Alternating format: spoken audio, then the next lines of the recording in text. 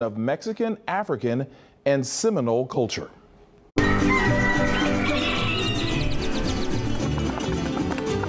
Our roots are here. For us, everything began here. It is a place most people have likely never heard of, much less visited, and one that many have left behind over the years.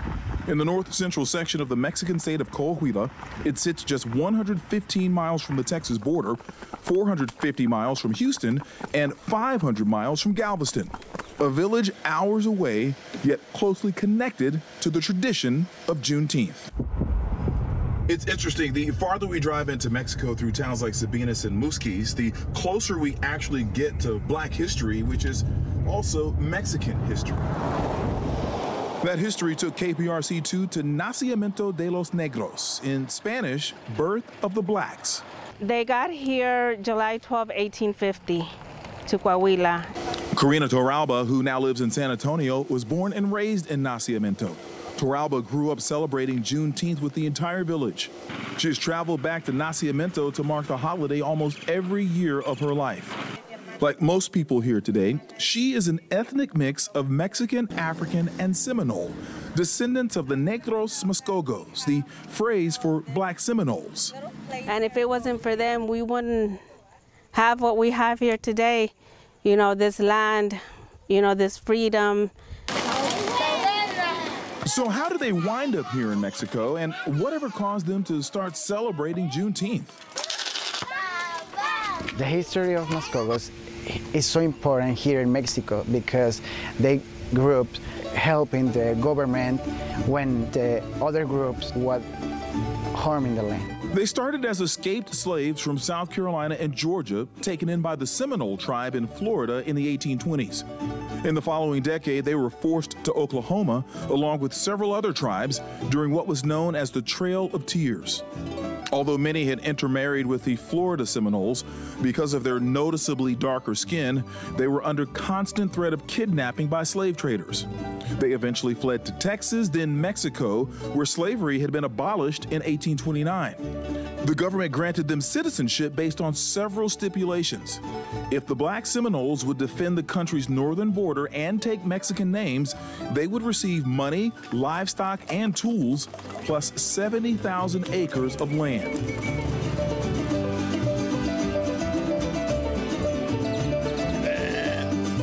They defended for several years, and they received the land that became Nacimiento. The work that they did, you know, to free themselves, to liberate themselves, to make, you know, look for a safe place for their people as a tribe. Slaves were set free in Galveston in 1865, 2 years after the Emancipation Proclamation. When the news reached Nacimiento a few years later, the people here began celebrating El Día de los Negros, the Day of the Blacks. It was a day to revel in solidarity, but also in relief. The end of slavery in neighboring Texas meant the Muskogos were no longer under threat of being captured and returned to bondage. About 300 people call Nacimiento home today, with others working to make sure the history and connection don't fade. It's real special to me now because my father is now gone. So it's really close to my heart because that's my ancestors, that's my history. Dina Rodriguez's parents were born and raised in Nacimiento. Rodriguez lives in Lubbock, but travels here often to visit and to celebrate Juneteenth, something friends and neighbors find interesting. Why are they celebrating that there? There's no Black people in Mexico. Yes, there was Black people here in Mexico. There's Black people everywhere. Oh, please tell me how long. And yes, they know how to celebrate.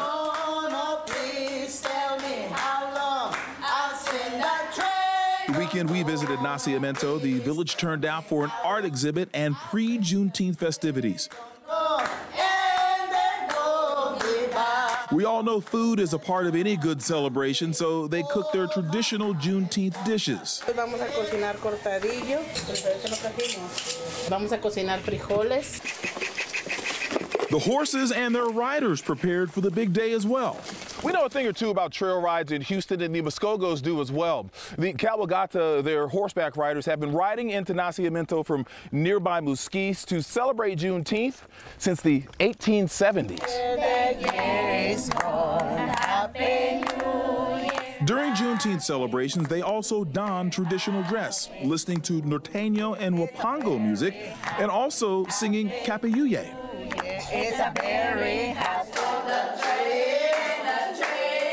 Hand-clapped ancestral hymns passed down by enslaved peoples to their descendants, all to remember their past, which includes Juneteenth for the Negros Muskogos, a past they are holding on to so they are remembered well into the future.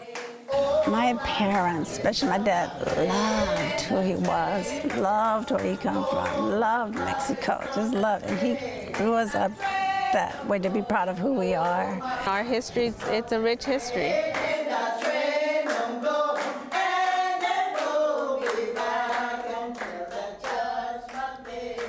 And we will continue our journey to Nacimiento shortly, but first I'm joined by my co-anchor, Daniela Guzman, and photojournalist Roger Franco, the man who was right there with me, filming all of that. Yeah, so glad that both of you are here with us. Guys, how fascinating to see those cultures just blending together, the music, the food. It was just so fascinating to see. And I think it's something that, Keith, people would be really surprised to see, you know, a village like this, the connection it has to Juneteenth. How did you find out about this village and the culture?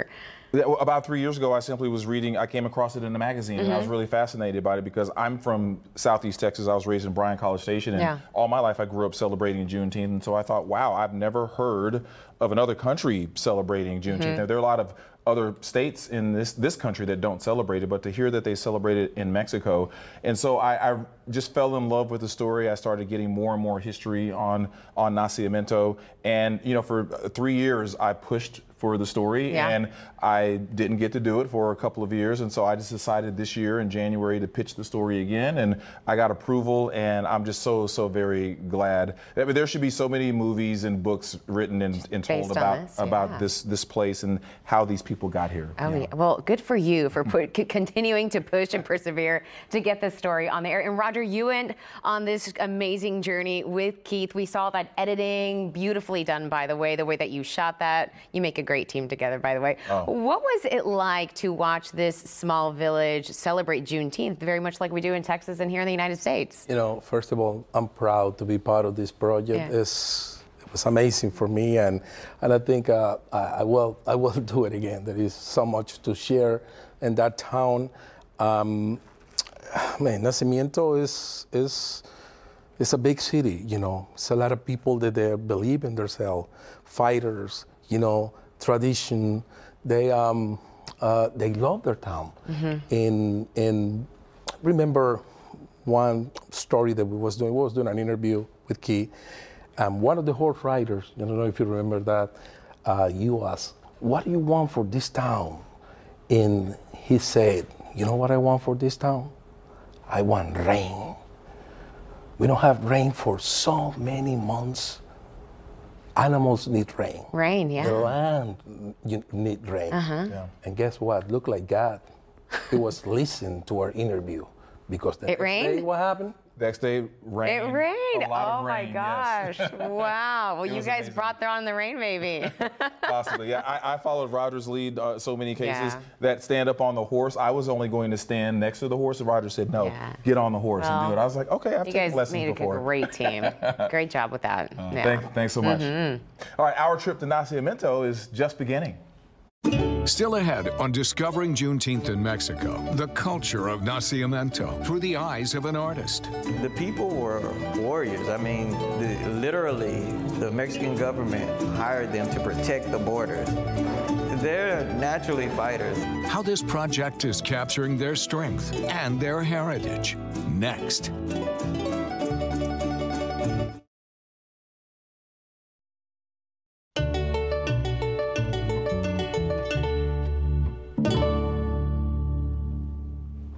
Welcome back as we continue to discover Juneteenth in Mexico. Nacimiento de los Negros has celebrated the holiday for more than 150 years. It is a small village with traditions that are rich in history. And yes, the history is important, but for the people of Nacimiento, it's not just about observing the past. They are also working hard to preserve their culture and keep it alive for future generations.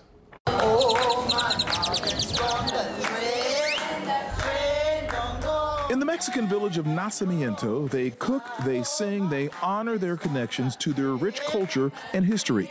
History that began in the face of American slavery, wound its way through Oklahoma and Texas on a trail of tears, and eventually into Mexico for the hope of freedom. A history that includes the celebration of Juneteenth. And I would say, okay, and I would tell them about the Seminole with the Black Seminole Indians that, you know, interacted with the Seminoles and learned from each other, and we intermarried, and here we are. Here I am. They are here, and they are trying to hold on to their heritage. This stone stands as a monument to the Nacimiento tribe, the Negros Muskogos, whose community was born right here in Mexico in 1852, just over 100 miles from the Texas border. The Muskogos earned their land and citizenship by making good on a promise to the Mexican government to defend the country's northern border against hostile tribes in the 1850s. A few years after learning slaves in Galveston were finally free, the Muskogos began their own celebration of Juneteenth. The celebration continues today the Nacimiento way. The culture is rich but fragile, as many young people have left over the years for jobs and opportunity across Mexico and in the U.S. But today, new signs of hope to keep the culture intact. You know, our history, it's a rich history.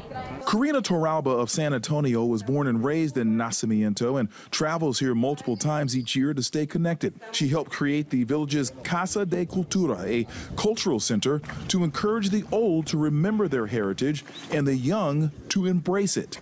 Karina, why is this place so important to you? You know, I could remember being little and, you know, going to the river, and just, it was a different feeling than living in the United States. It's one of my favorite places to be.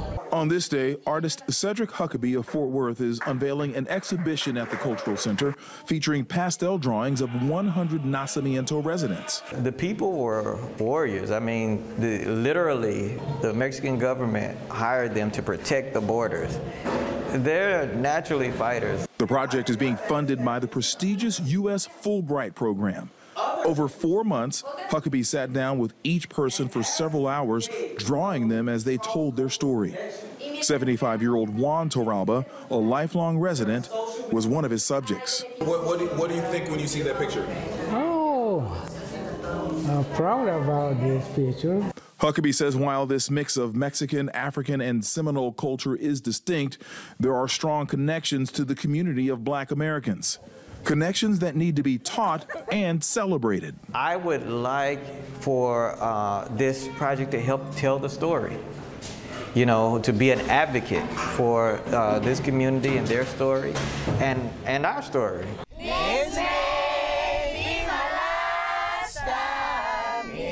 They are trying to spread the story near and far. Just 20 miles away in the larger city of Musquis, the museum has a section dedicated to the Muskogos. Okay, this is a picture of the Seminole Indian Scouts.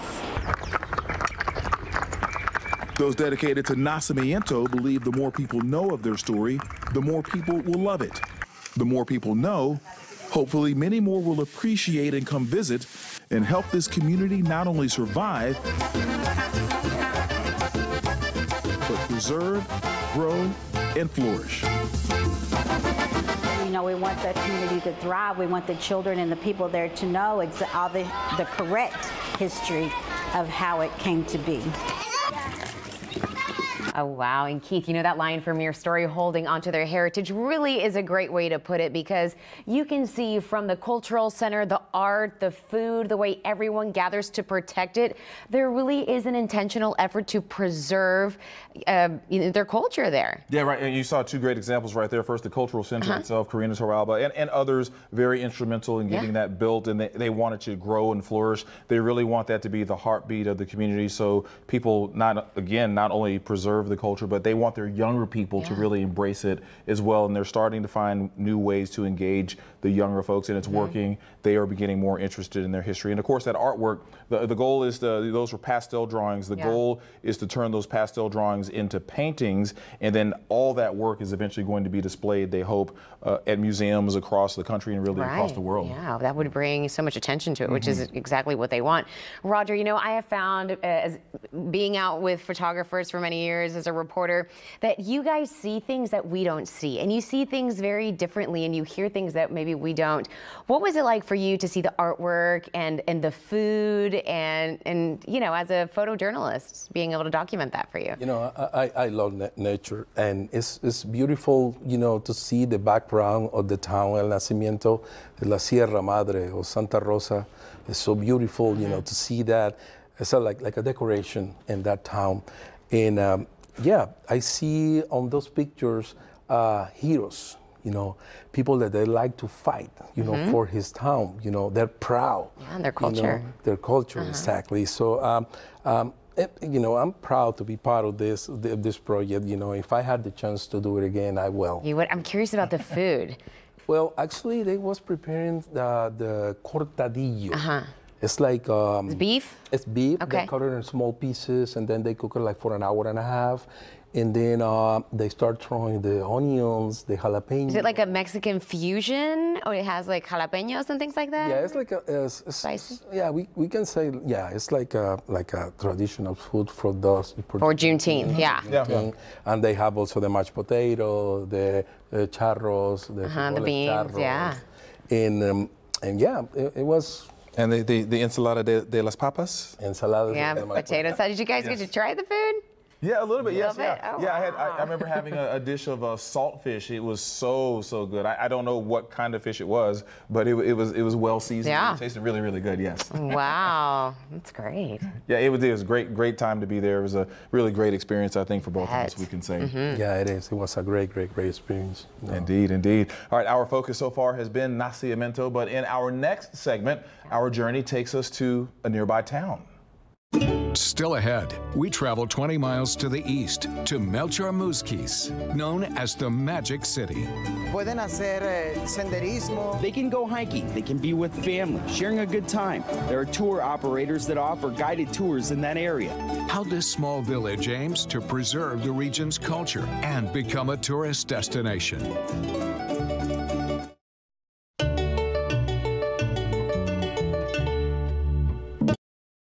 In this segment, we take a bit of a turn about 20 miles east of Nacimiento to the small city of Melchor Musquis. In this city, they embrace the Muskogo culture along with the nearby Kickapoo tribe and their own Mexican heritage. You may not be familiar with Musquis, but the people there are hoping to change that.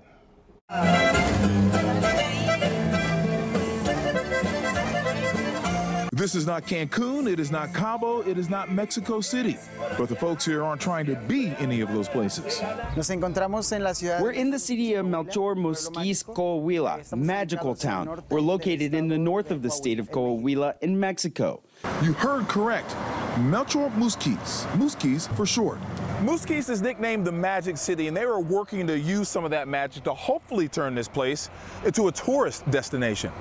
With no beach in sight, the people in this town of nearly 50,000 say no problem. They are relying on nature, culture, and history to be the draw. One attraction is La Cascada Park, which sits in the foothills of the Sierra Madre. The park's main feature is a tributary of the Sabinas River, a flowing river, which is a rarity in the Chihuahuan Desert. And this is the Plaza Principal. Jordi Barrera is a local tour guide and historian. Barrera says the eventual goal will be something similar to San Antonio's Riverwalk, but with a focus on nature. Pueden hacer senderismo. They can go hiking. They can be with family, sharing a good time. There are tour operators that offer guided tours in that area. Another outdoor attraction is the Maderas del Carmen, a 520,000-acre biosphere reserve, which connects to Big Bend National Park at the Texas border. But Musquis also has much to offer inside the city. In Musquis, two ethnic groups live in Musquis, the Indians that are Kickapoo Indians and the Muskogos. Y los negros Muskogos. In Musquis, the locals embrace their Mexican heritage along with the Kickapoo and Muskogo tribes that live just east of town. The most magical thing for me about our magical town of Musquis is the presence of two cultures, which have been preserved over time. And it's something special because even though things are changing, they preserve their traditions and cultures. That tradition and culture can be experienced at the town's museum. Another jewel is the beautiful Santa Rosa de Lima Church in the town plaza. A look inside this structure, built when the town was founded in 1739, is simply breathtaking.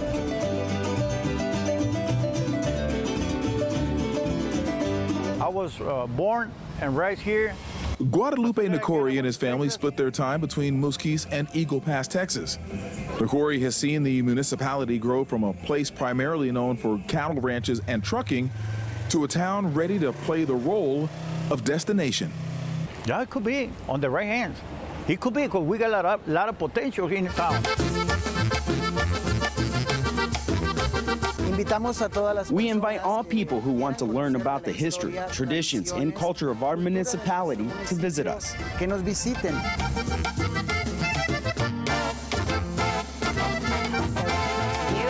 And the music is great. You know, Musquis is really just another beautiful part of Mexico.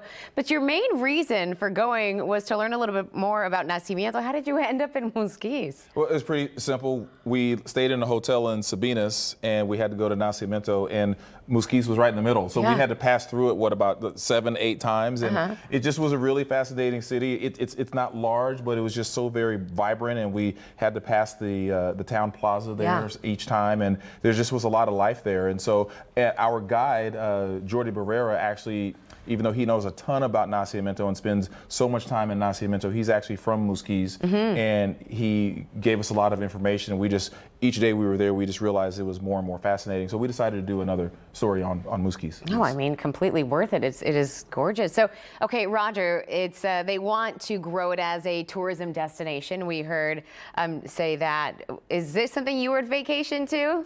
Yeah, definitely. Yeah? They have also one museum that we forgot to get, but that's another story that we had to do about Pancho Villa, La Revolución. It was something that they, it's like a tradition, like a history, because actually Pancho Villa was there in that town, you know, in Musquis. So, yeah, I think Musquis also, Melchor Musquis have a lot of story. Looks pretty, history. Yeah, it looks pretty relaxing, and it seems like they're getting ready. They're building more hotels, you said. They are more hotels. To welcome this tourism. Indeed, widening roads. It's really, Coahuila is a very safe state anyway, but in that particular region, safety is not an issue. There are a lot of people who come from Eagle Pass and other places all the time, and so they're hoping that they can turn it into something fascinating. Yes. Yeah. All right, that wraps up our special presentation, Discovering Juneteenth in Mexico. Thank you for going on this important journey with us.